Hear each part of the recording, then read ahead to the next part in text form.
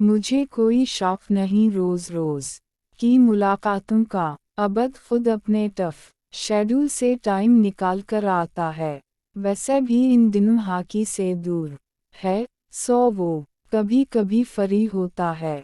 इसने नाक चढ़ा कर वजाहत की, तुम कभी इसकी मामा से बात कर लिया करो, हमेशा वो ही तुम्हारी खैरियत पूछने के लिए फ़ोन करती।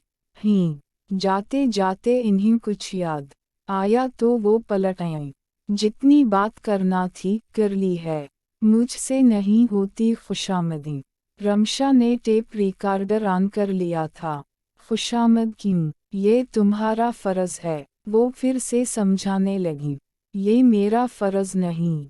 अब वो अपने लंबे रेशमी बालों में बुरुश कर रही थी, और ना ही मेरे पास लोगों से बात करने के लिए फालतू वक्त है। वो कोई और नहीं, अबद की माँ ही, इस लिहाज से तुम्हारी भी माँ हुई। इन्होंने नाराज़ी से जताया, आज तुम अदीला से ज़रूर बात कर लेना, अबद भी खुश होगा। मैंने किसी को खुश रखने का ठेका नहीं ले रखा। वो चेहरे और हाथों पर लोशन का मसाज करने लगी। ऋषि, वो महज इसे घूर कर रह गई थी। बेटा, अपने मिजाज को बदलो मेरी जान। एक नए घर और नए माहौल में जाना है तुम्हें। इनका अंदाज नासिहाना था। जब जाऊंगी तो देखा जाएगा। इसकी बेनियाज़ी उरूज पर ही कहते हैं, जिससे मोहब्बत हो इसकी खातिर खुद को बदल लेते हैं। बदल लूंगी। अंदाज सरासर टालने वाला था। वो कलस कर आठ गई थी। रमशा ने आठ कर लिबास तब्दील किया। आधे घंटे बाद जब नीचे आई तो सब मर्द हजरात ऑफिस जा चुके थे। इसने हल्का फुल्का सा नाश्ता किया, फिर पापा के ऑफिस चली आई। वो मीटिंग में थे जबकि रमशा को कुछ जल्दी थी। 20 मिनट बाद वाजिद साहिब मीटिंग हॉल से बाहर निकले थे। रमशा, जो इसके इंतज़ार में बेजार सी बैठी थी, इन्हें देखकर ठनकी। इतना वेट करवाते हैं, कैसे याद आई हमारी। वो कोट उतार कर अपनी कुर्सी पर बैठ रहे थे। पापा, सौयरे सौयरे तनज़, वो लाड से इनके कंधे से आ लगी। वाजिद साहिब ने सामने खली फाइल को एक तरफ रखकर बेटी की तरफ प्यार से देखा। कुछ पैसे चाहे थे? हाँ, तो अपने मतलब के लिए आई हो।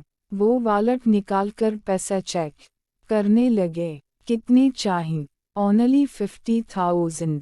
रमशा बे नियाजी से बोली, ये ओनली ही। इन्होंने कुछ नोट गिनकर इसकी तरफ बढ़ाए। ये थोड़ा ही पापा। रमशा ठटकी। इतने में गुजारा करो, अबद की सैलरी इतनी भी नहीं, थोड़ा में गुजारा करने की आदत डालो। इनका अंदाज नासिहाना था, तो अबद भी बिजनेस कर लेगा।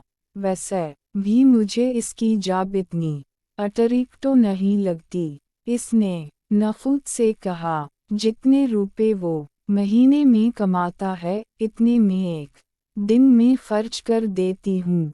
अबद, तुम्हारी अपनी चॉइस है। वो जो है, जैसा है, तुम्हें उसी हालत में इसे कबूल करना है।